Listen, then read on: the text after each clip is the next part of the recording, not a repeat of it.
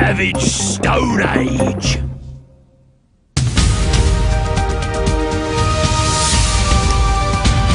Hello and welcome to the news at When, around 7 million years ago, when there was no human life on Earth.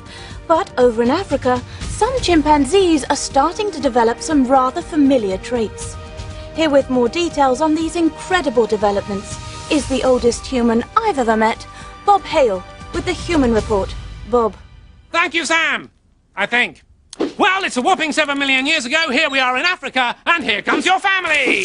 Well, okay, they're chimpanzees, but these particular ones look a little different to all the others. There's something about the face, or maybe it's the teeth, or perhaps the I'm Evolving t-shirt. Whatever it is, there's a subtle difference that might just be the first tiny steps towards becoming you and me. Well, you anyway. I'm much better looking. And if we zip forward a million years, we find a series of these tiny changes have combined to make a chimp that's no longer a chimp at all. Yes, it's a Roaring Tuganensis, a whole new species that boldly stands on its own 2 feet by standing on its own 2 feet. And given another million years to practice, they're even walking around, teaching their tiny brains to put one foot in front of the other, like this. And more difficult than it looks, isn't it? But by 3 million years ago, they've got this walking business sorted. And how do we know this? Because we found the skeleton of the southern ape, nicknamed Lucy, just like my first girlfriend. And she's 1.2 meters tall, with short legs, a hooked jaw, and a brain the size of an orange, just like my first girlfriend. But more importantly, Lucy's skeleton proves that she walked on 2 legs most of the time, just as we do today. That's Lucy the ape skeleton, of course, not Lucy my first girlfriend, who is alive and well and has a successful radio career. So the apes are now upright, but they're still basically apes. But not for long! Yes, a trifling 2.5 million years ago, up pops Homo habilis, Latin for handyman, and a lot cheaper than the guy who put in my bathroom. Yes, he starts using tools, and as such, is the first true human. In fact, I will now celebrate using this early party popper. Needs work. Anyway, our little handyman switches to a protein-rich diet, which helps him to grow a bigger brain and design better tools so he can catch better food, leading to bigger brains and better tools and better food and bigger brains and better tools and better food and bigger brains. Sorry, yeah, got a bit stuck.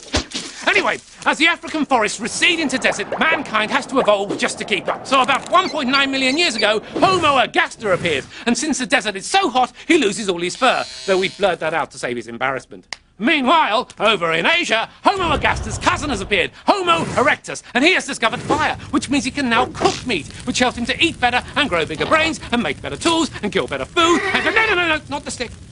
Anyway, Homo erectus is gradually replaced by Homo heidelbergensis, who at over 2 meters tall has a very long stride, which helped him to stroll all the way across into Stone Age Europe. He is right-handed, like me, has developed a primitive language like what I done do, and likes to stab animals with spears, which is where we differ.